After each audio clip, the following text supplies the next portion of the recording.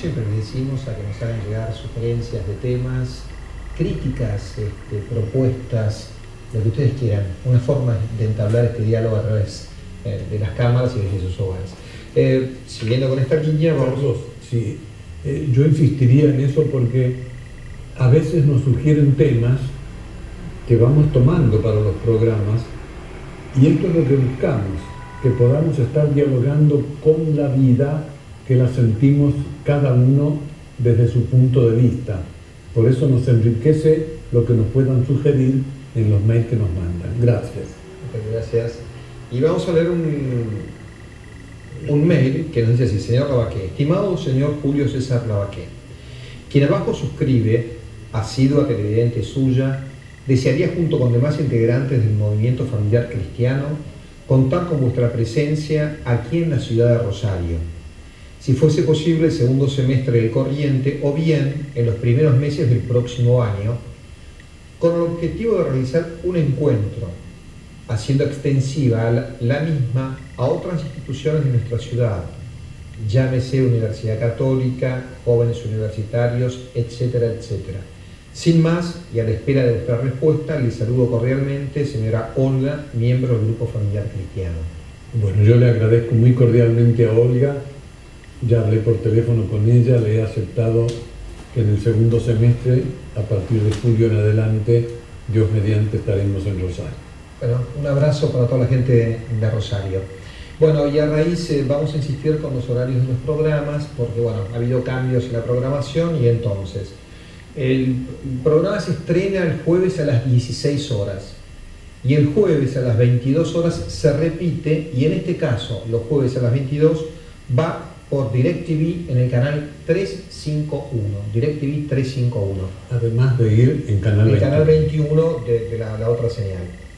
Jueves 16 a las 16 horas, jueves 22 horas. Los viernes a las 2 y los viernes a las 10 de la mañana. Sábados a las 8 horas, sábado 18 horas, finalmente el domingo a las 2 de la mañana. Y pasamos al tema de hoy. Algo, vamos a ver Julio por dónde lo encara, pero algo que les voy a decir en forma personal. A veces me choca bastante, les hablo francamente, cuando veo o en la pantalla de una computadora o en la televisión excesos, violencia, pareciera que el rating que hoy se ha endiosado requiere, y hay desde groserías hasta cosas que realmente algunas veces son excesos. El tema de hoy es no perder el buen gusto. No sé si va por ahí, pero realmente, digamos, creo que esto de no perder el buen gusto es algo que deberíamos tener presente. Julio. Creemos que sí, por eso hemos tomado este tema y lo queremos compartir con Carlos, con todos ustedes.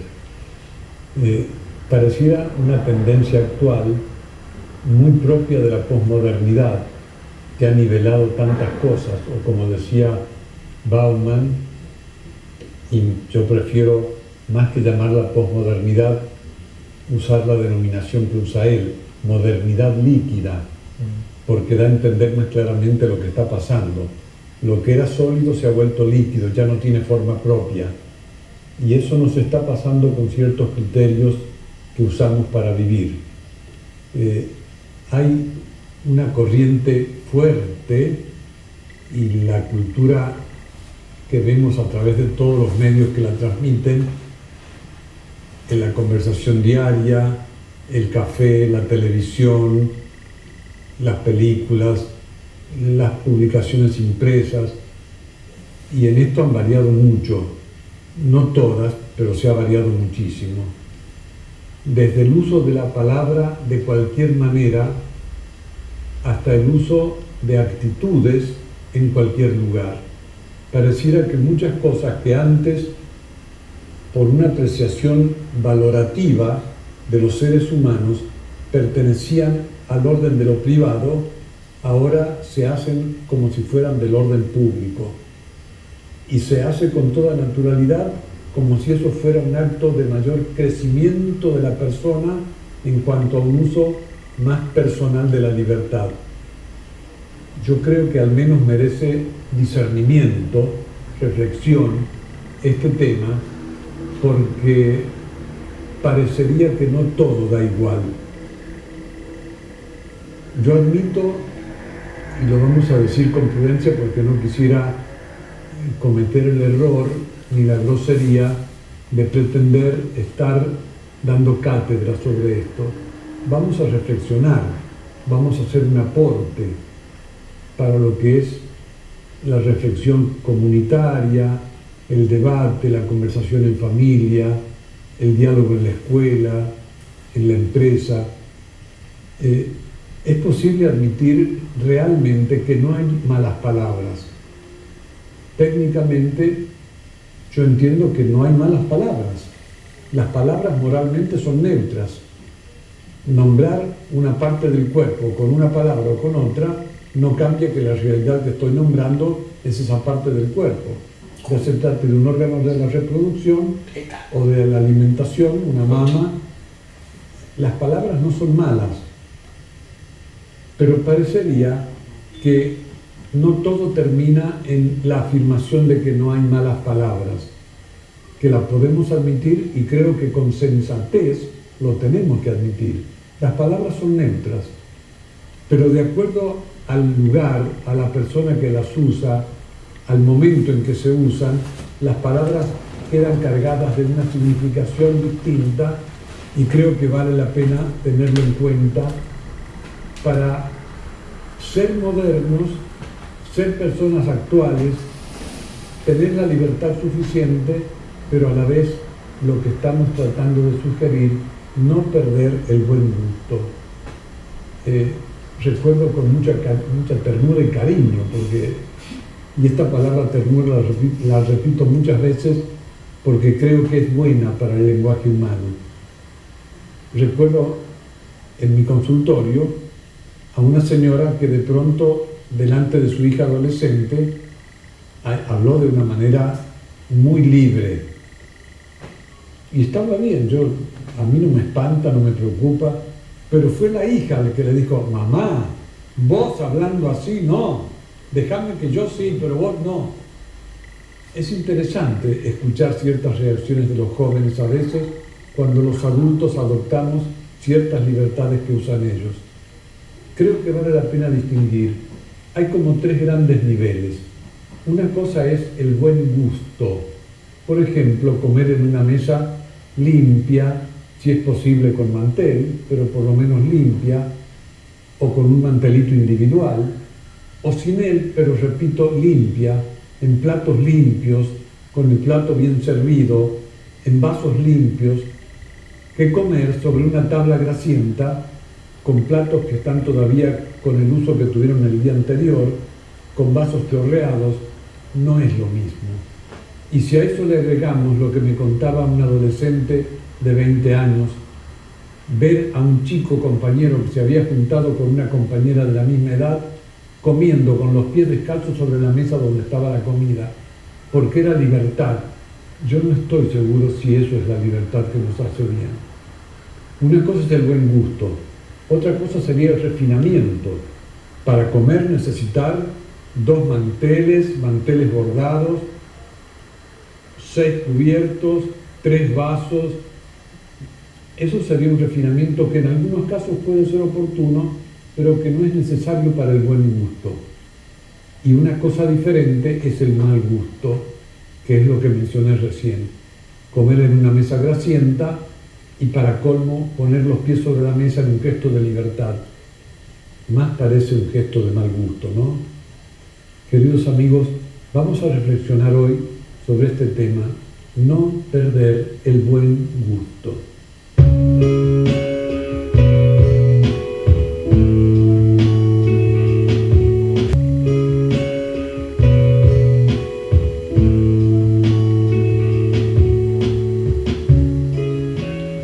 Bueno, en este diálogo que mantenemos con ustedes a través de los mails, vamos a pasar a Mar del Plata. Tenemos 2 mensajes de Mar del Plata para leerles. Antes, una acotación que me hicieron los muchachos del equipo, que es: quisieran a la gente de Rosario, señora Olga, que nos haga extensivo a todos la invitación. Bueno, después de esta broma, vamos a Mar del Plata. A ver también si nos pueden invitar, esa sería una buena idea. Dice así, sobre el libro Claves para una convivencia. Estimados, quiero felicitar al doctor Julio Lavaqué por sus reflexiones sobre la convivencia en la pareja. Simplemente me ha parecido brillante. Gracias. Un saludo cordial, Enrique de Mar del Plata. Gracias, Enrique, ¿no? Bueno, yo a Enrique le contesté y él después me mandó un segundo mail que es el que vas a leer ahora. Dice, yo solamente, estimado doctor Lavaqué, respuesta. Estimado, el asunto de referencia, respuesta. Estimado doctor Lavaqué, yo solamente he escuchado sus comentarios en el programa de televisión y allí he tenido el gusto de conocerlo. Vivo en Mar del Plata y eventualmente veré de buscar su libro en la librería San Pablo o la de la Catedral. Lo que me ha resultado impactante es la manera tan clara y fundada de su exposición. La acompaña con la experiencia de la vida. Sus conceptos son profundos y muy respetuosos, al comprender también a las parejas que lamentablemente nos hemos separado. Espero volver a verlo en su próximo programa y gracias nuevamente. Saludos cordiales, Enrique. Bueno, gracias, Enrique, y Mar del Plata, digamos, ¿no? Nos hemos llegado de Rosario a Mar del Plata. Bueno. Y ahora seguimos entonces con esto que nos decías de no perder el buen gusto en el lenguaje, sobre todo, ¿no? En el lenguaje y en las acciones. Uh-huh. Pero sería bueno dar una mirada retrospectiva para ver que tiene su fundamento hablar de esto. Yo quisiera evocar con naturalidad una escena del ser humano hace 100.000 años atrás, comiendo un animal que acaban de cazar, ni cuchillo, ni tenedor, cortando los pedazos como se los podía desgarrar con una piedra afilada, comiéndolo a mordiscones, tomándolo con la mano porque no había otra cosa. Entre esa escena primitiva y estar sentados en casa a la mesa limpia, ordenada, con platos normalmente servidos, hay una diferencia. Los seres humanos vamos elaborando la cultura y no podemos llegar a una etapa en la cual tiremos por la borda todo lo que hemos elaborado como riqueza cultural, como si todo lo que se ha vivido desde el hombre primitivo hasta ahora hubiera sido inútil porque pasó de moda y ahora la historia comienza de nuevo. Creo que no es justo desvalorizar la cultura adquirida de esa manera tan radicalizada. Que haya algunas cosas en las cuales vamos a ir cambiando, sí, porque la cultura tiene dos dimensiones vitales. La cultura necesita tener una dimensión de permanencia porque contiene valores que hacen a lo sustantivo del ser humano. Entonces la cultura tiene permanencia que se transmite. Se transmiten porque permanecen ciertos valores que son ya una adquisición que no debemos perder. Y a la vez la cultura es cambio, porque vamos descubriendo nuevos horizontes. ¿Qué otra cosa podemos decir cuando captamos todo lo que las neurociencias están diciendo sobre el cerebro actualmente? Qué importante. ¿Cómo no tener en cuenta la lucha del doctor Albino, Abel Albino, con su fundación Comín, por la alimentación en los primeros años de vida? Eso es una novedad, lo comprendemos mejor que antes. La divulgación que hace el doctor Manes, Facundo Manes, del funcionamiento cerebral para, sobre todo en el ambiente de la Argentina, es fundamental. Son adquisiciones de la cultura. La cultura es permanencia porque hay valores que son ya arraigados en lo sustancial de la vida humana. Entre ellos el buen gusto para comer bien, para hablar de una manera razonable, para hacer ciertas cosas en el lugar adecuado. Y hay otras cosas que van a ir cambiando porque vamos descubriendo nuevos horizontes para humanizarnos cada vez mejor.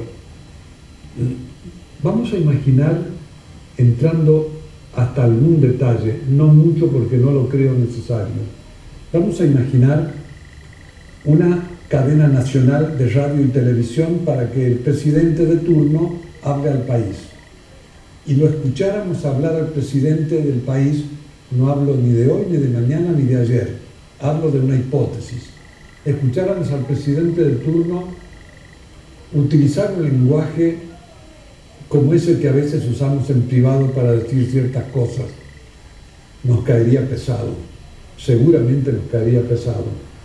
O si escucháramos a un rabino en el templo, o a un sacerdote en el púlpito de una iglesia católica, o a un pastor protestante, utilizar ciertos lenguajes que usamos en privado para ciertas cosas, sentiríamos que está desubicado.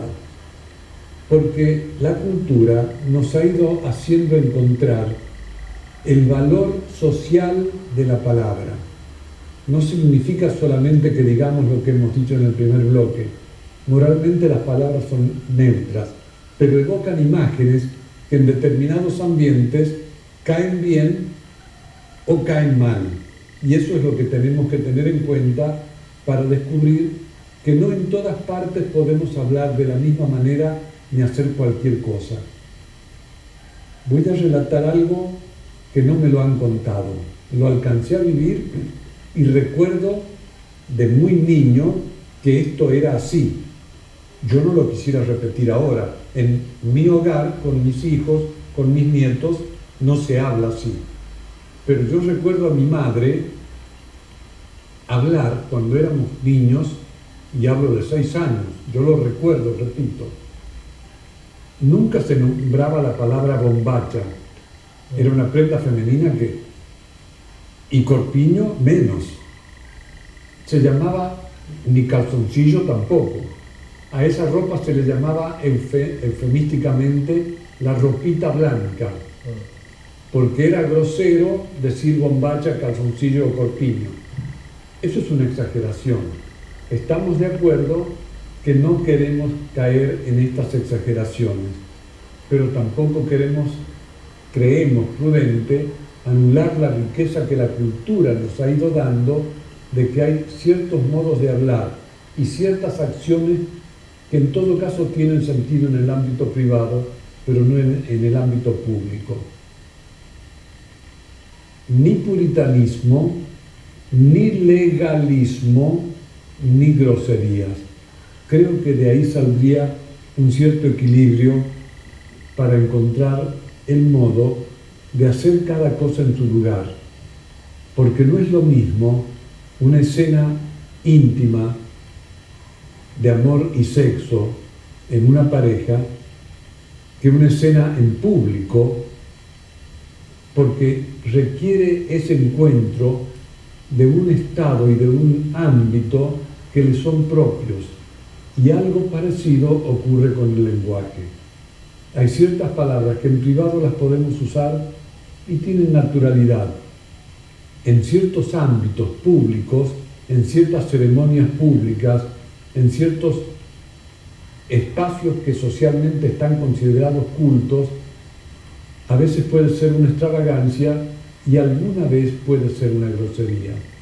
Queridos amigos, la cultura no es algo que podamos descartar como si todo fuera cambiable.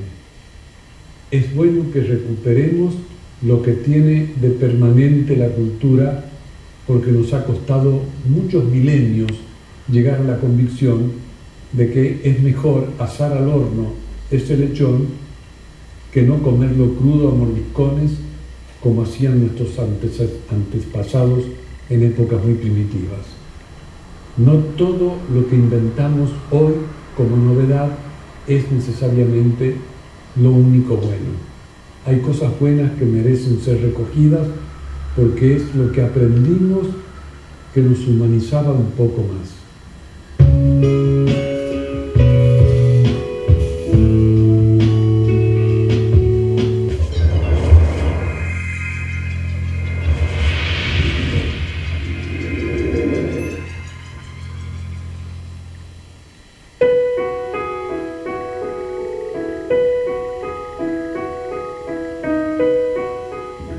Trabajadores de Orbe 21,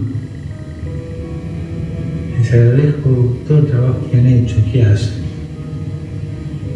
para que esta sea realmente una televisión para la familia. Se lo agradezco de corazón y que Dios le bendiga a usted y a su familia. Y también una bendición a todos los televidentes. Y por favor, no se olviden de rezar por mí. Gracias.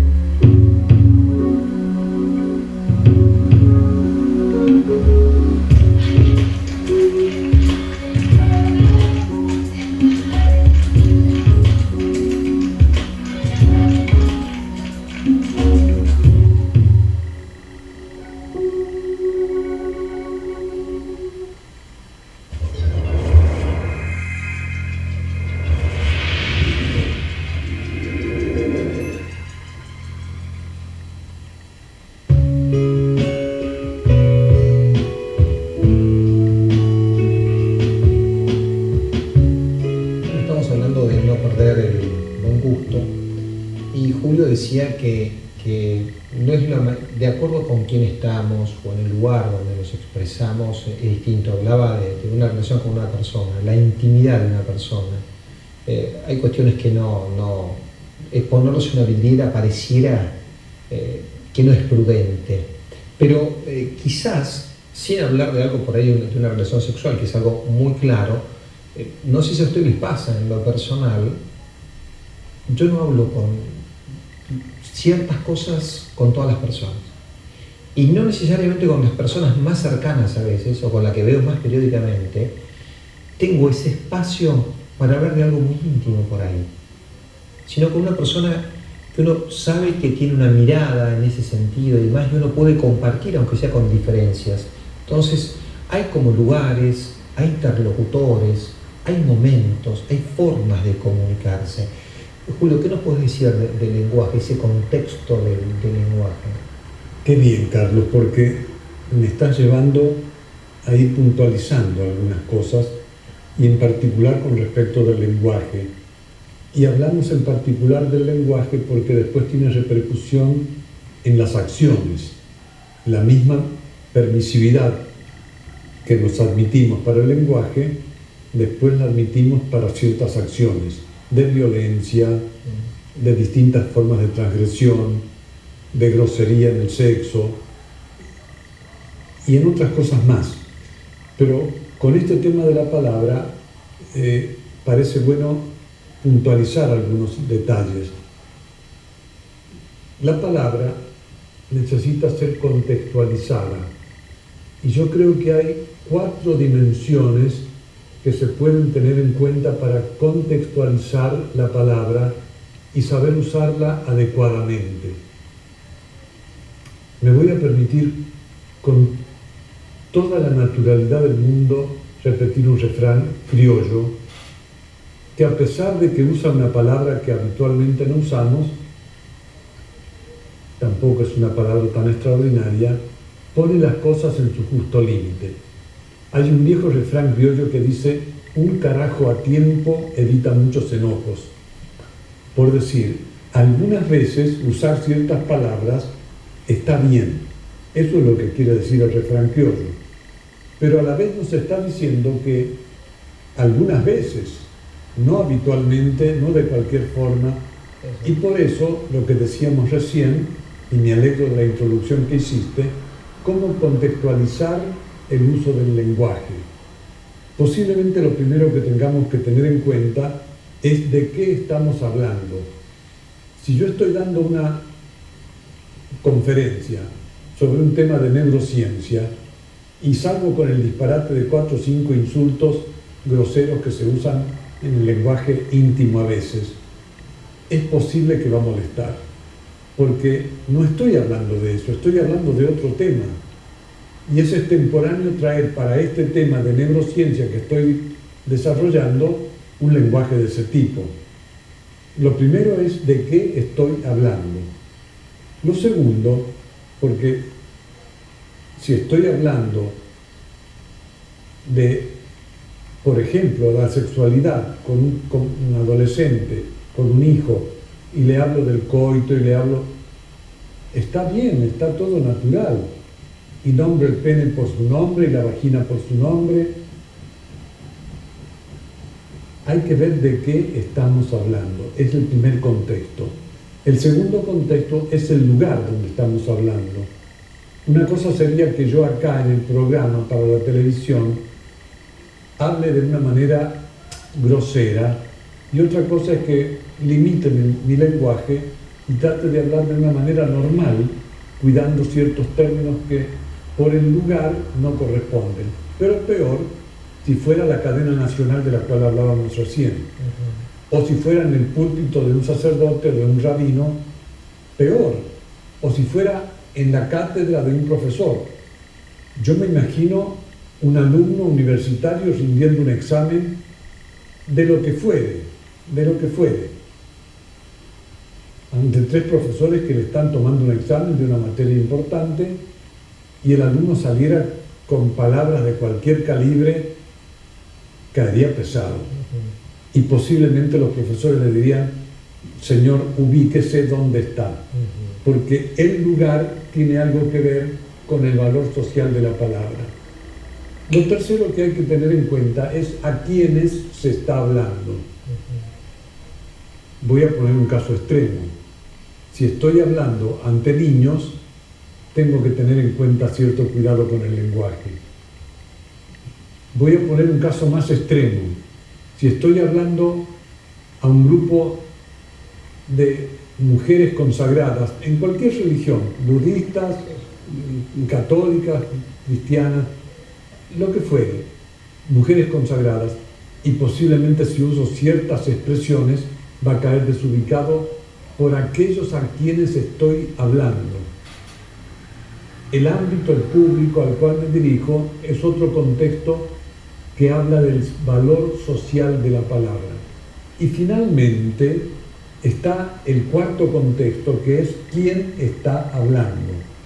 Una cosa es que hable un adolescente, y otra entre adolescentes, y otra cosa es que hable el director del colegio delante de todo el alumnado, o el presidente de la República para todo el país por cadena nacional. Quien habla es otro de los contextos que nos dicen cuál es el lenguaje adecuado y cuál es el lenguaje que va a caer al menos pesado, desubicado o grosero. Lo que pasa es que estamos viviendo en esta modernidad líquida, vuelvo a Bauman, en la cual hemos anestesiado nuestra conciencia moral y ya no discutimos. Se trata de la transgresión por la transgresión, y la transgresión es buena cuando es para crecimiento, no cuando es para una descontrolada liberación, porque hay cosas que es mejor tenerlas bajo control que dejarlas absolutamente libradas al impulso. De esto hemos hablado en algunos programas. Si solamente rindo ante mí y puedo desconocer algunos elementos de los contextos que dije, le dan valor social a la palabra. A quién hablo, dónde hablo, de qué hablo y quién es el que habla. Esto hace mención a un concepto que se ha difundido relativamente en las últimas décadas. Surgió sobre todo en Francia, no importa quiénes fueron los filósofos que lo utilizaron primero, entre ellos Baudrillard, el tema de los no lugares, es decir, todos los lugares son iguales a todos los lugares. No hay lugares donde uno deba tener determinados cuidados porque no hay lugares. Todos los lugares son iguales a todos los lugares, y pareciera que no es la realidad. Vivir en esta época posmoderna tiene que ayudarnos a ser reflexivos, porque la transgresión por la transgresión puede ser un arma que nos haga daño a los seres humanos.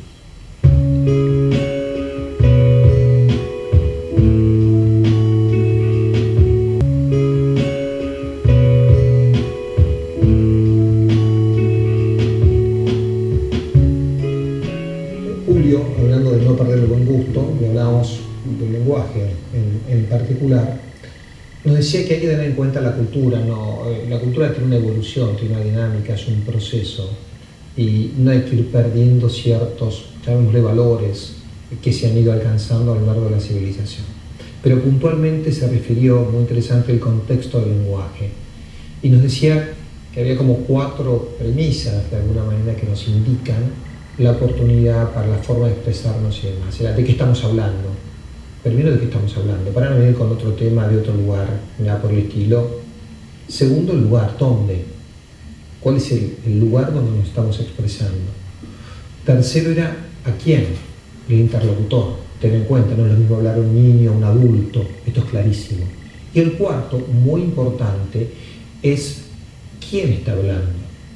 Si representa una institución, la investidura, la autoridad, no es lo mismo que esté hablando una persona que esté preguntando a quien esté representando en el campo diplomático, o un juez, o hasta el mismo abogado que tenga que defender.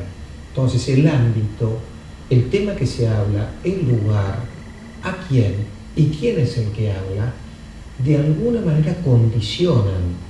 Y no es que uno esté mintiendo ni nada por el estilo, pero en la forma de expresarse y comunicarse hay que tenerlo, y de alguna manera no es hacer lo que uno quiera en cualquier lugar. La cultura, dijiste algo como el no lugar.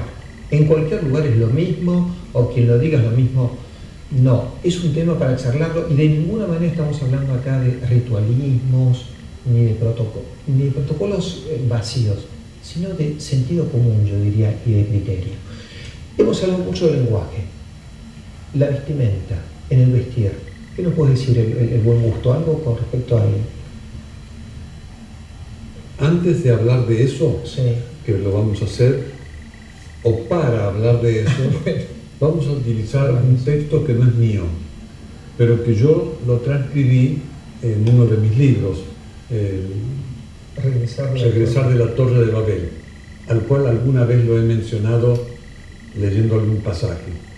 Este texto es de un gran psicólogo norteamericano, uno de los grandes psicólogos que tuvo Estados Unidos de Norteamérica, que falleció a fines del siglo pasado, Abraham Maslow, un hombre realmente respetable, de un gran equilibrio, un gran estudioso de la creatividad, uno de los psicólogos que más se dedicó a estudiar el tema de la creatividad.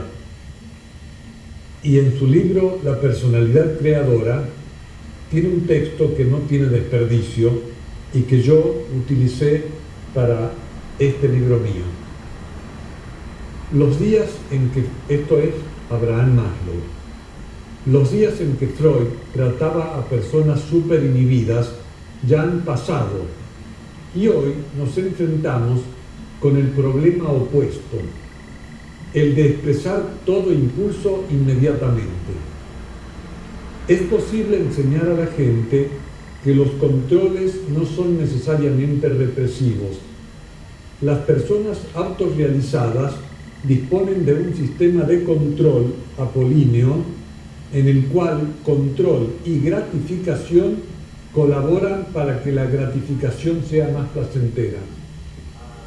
Esas personas saben, por ejemplo, que es más agradable comer en una mesa bien puesta, con una comida bien preparada, aunque disponer todo eso requiera mayor control. Algo semejante ocurre con la vida sexual. Abraham Maslow, La personalidad creadora, Barcelona, Editorial Cairós, tercera edición del 1987, página 232, por si alguien quiere buscar. A mí me parece muy sensato lo que propone Maslow, porque no todo es igual. Y la actitud permanentemente transgresora, como sugerí recién, puede ser un arma que nos destruya a nosotros mismos al final. Lo que pasa es que a veces hay ciertas convenciones sociales y ciertas castas que son como un grito que hiere a los que quedan segregados del sistema. Y este es un tema social que hay que tener en cuenta. Y entonces, como modo de protesta contra esas convenciones sociales que son demasiado refinadas y a veces demasiado poderosas, hay gente que quiere oponerse y encuentra en la transgresión un modo de combatir a esas convenciones sociales, de las cuales algunas son excesivamente refinadas, pero de las cuales quedan profundamente segregados. O generan castas de privilegios que hieren y hacen que se burle de alguna manera los usos de esa casta, transgrediendo las formas de conducta y de hablar que tienen precisamente las personas que se ubican en esa casta. En eso hay que tener cuidado. Pero repito que de ahí a la nivelación total hay alguna diferencia, que es lo que nos proponía recién Abraham Maslow. Si a un casamiento donde me han invitado porque somos amigos y donde todos van medianamente bien vestidos, no digo ni de smoking ni de frac, digo normalmente bien vestidos. Por lo general, para ciertos acontecimientos, la gente usa la mejor ropa porque es una forma de expresar por el lugar y por la gente con la cual se va a compartir una alegría particular que merece cierta atención y cierta dedicación. Si a esa fiesta de casamiento yo voy vestido todo andrajoso intencionalmente, estoy queriendo violar y de alguna forma violentar el uso social como una señal de que protesto contra algo y quiero imponer esta rebeldía. Habría que pensarlo dos veces.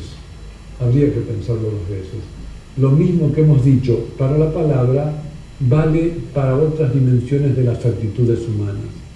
Hay que contextualizarlas para ver qué es lo que la cultura sensatamente nos propone.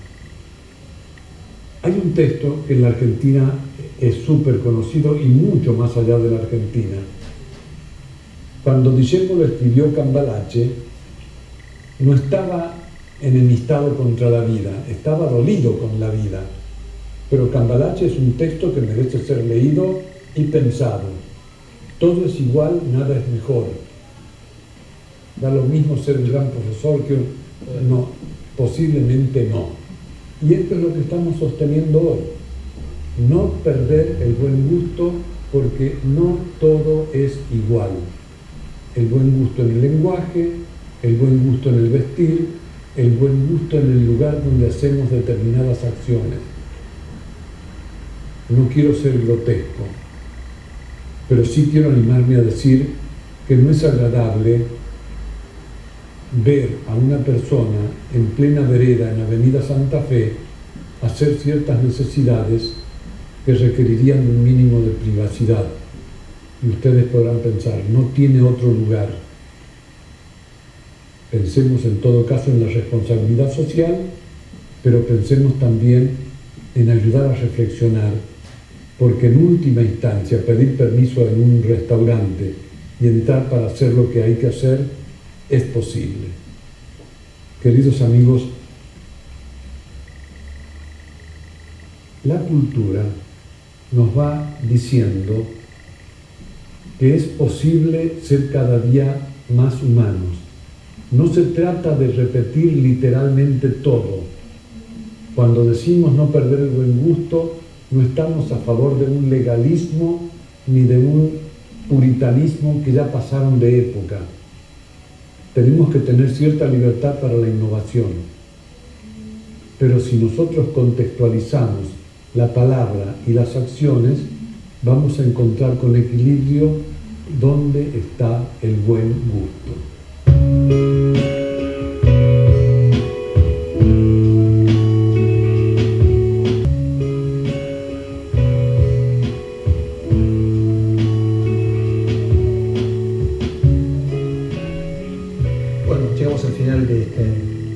Diálogos sobre no perder el buen gusto, Julio con esa claridad que creo que nos decía Enrique desde Mar del Plata, ¿no? Esa claridad para expresarse, nos decía que hay que tener en cuenta de qué estamos hablando o qué estamos tratando, el lugar, a quién y quién. Y con esa claridad que no me caracteriza quizás es, yo quería... Protesto, no es verdad. Bueno, pero es hasta volar un poquito más, que es, y pensaba mientras Julio hablaba, es a veces con mi mujer, con el mismo interlocutor, siendo yo mismo su marido, en nuestro mismo hogar, hay momentos que no es de buen gusto hablar de cierta cosa. Si ella está nerviosa o algo le ha pasado, o a mí, tengo que esperar el momento en que uno está dueño de sí mismo o que ella está proclive hasta para tocarlo. Parte del buen gusto hacia el momento. Vamos a visitar a alguien que ha perdido un ser querido. No es el momento quizás hablar. Quizás en otro, y lo están velando en su casa, quizás en otro día, con la misma persona, en su misma casa, él saca el tema y uno puede hablar de eso. Pero sería de muy mal gusto sacar uno extemporáneamente algo que no corresponde. Esto forma parte de no perder el buen gusto y de estar atento al otro, de estar atento a uno, estar a esa realidad, ¿no? Es a veces la paciencia, como dijiste, vos lo dijiste alguna vez, es la capacidad de con claridad ver la realidad de alguna manera, ¿no? Es tener, lo necesitamos. Bueno, no perder el buen gusto, llegamos al final, el último bloque, Julio, así que estamos cerrando. Carlos, me has hecho recordar una escena del consultorio de no hace mucho tiempo. Lo voy a decir porque me parece humano poder expresar con cordura también esto. Me decía una señora joven, muy atractiva: me molesta que mi marido me toque ciertas partes del cuerpo cuando estamos en reuniones públicas. No es lo mismo, no es lo mismo. Es su mujer, pero el lugar no, el no lugar no. Hay algo alegre, vamos a decir algo lindo sobre esto, porque pareciera que hemos querido tocar un problema medio cercano a un conflicto para resolver. Hay algunas cosas que están marchando mejor. Por ejemplo, hace algunos años yo me había habituado a caminar por las calles de Palermo mirando la vereda, porque las mascotas hacían sus cosas en la vereda y los dueños de las mascotas no levantaban las cosas que hacían las mascotas en la vereda. Entonces uno tenía que andar mirando la vereda, una especie de humildad obligatoria, porque no quería ensuciar sus zapatos y no quiero hablar más del tema. Con mucha satisfacción estoy notando que se está extendiendo el hábito de que los dueños o las personas encargadas de salir a pasear sus mascotas vayan con una bolsita que sirve de guante para recoger los excrementos. Me parece de muy buen gusto, pero además de muy buen gusto, es un deber cívico respetar el espacio público. Todo va junto. El buen gusto no es para privarnos de ser libres. El buen gusto es para enaltecernos como seres humanos. Hay un ejemplo a nivel internacional que va más allá todavía de esto de los perros. En China, sobre todo en algunos lugares de China, está prohibido escupir en las veredas, pero está prohibido a tal punto que se penaliza a la persona que se la ve escupiendo en la vereda. Uno diría, qué exageración, o qué buen cuidado de la higiene pública y del respeto hacia los demás. No es agradable caminar por las veredas y ver ciertas cosas que uno ve a veces que acaba de hacer una persona que iba adelante. No es agradable. Hay ciertas cosas que son particularmente sensibles a este tema del buen gusto del cual hoy hemos querido hablar. Voy a hacer como algunas veces he hecho. En lugar de hablar con usted, le voy a leer una síntesis de aspectos de buen gusto que he querido preparar. Como no quiero abusar del tiempo y quiero ser preciso, me voy a tener a ir leyéndolos. El buen gusto en hablar. Hemos hablado bastante de esto. El buen gusto en comer. No es lo mismo hablar salpicando por la comida que uno tiene en la propia boca. No es agradable. El buen gusto de hablar de ciertos temas mientras se está comiendo. mientras se está comiendo es francamente desagradable hablar de ciertos temas. El buen gusto en vestir, aún ciertas formas no ya seductoras, sino abiertamente provocativas, que a veces algunas mujeres se permiten con toda libertad. Nos agrada que la mujer sea atractiva. Es un deber de la mujer ser atractiva. No siempre es lo mismo ser atractiva que ser abiertamente provocativa. Hay lugares y lugares. El buen gusto en el orden y la limpieza de la propia casa.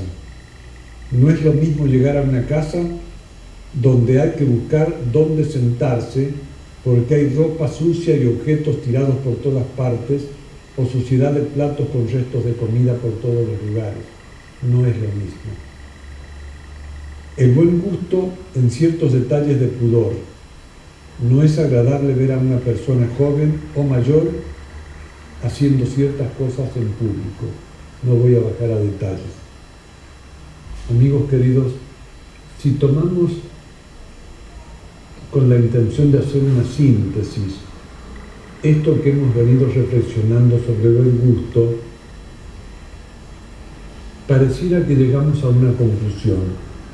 El buen gusto tiene que ver con un crecimiento cultural que paulatinamente nos distancia del estilo de vida animal.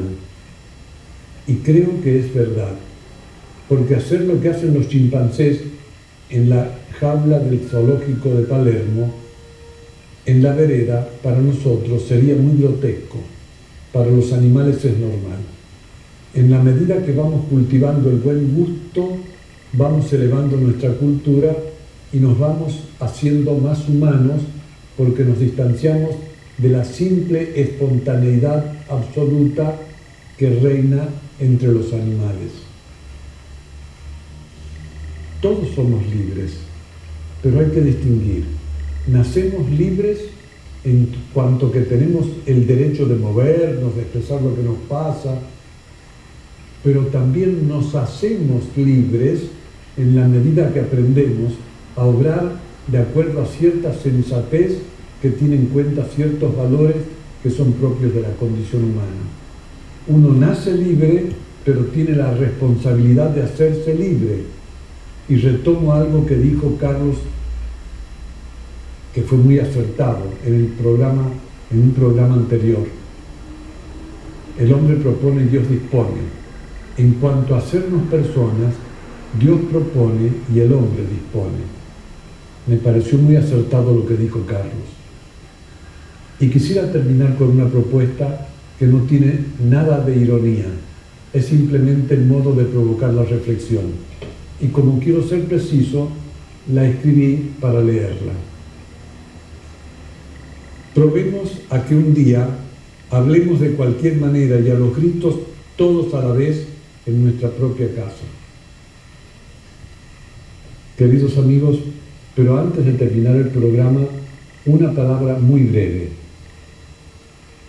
Yo no soy abogado y no tengo nada que ver con ciertas denuncias que por error en algún medio han aparecido asociadas a mi fotografía.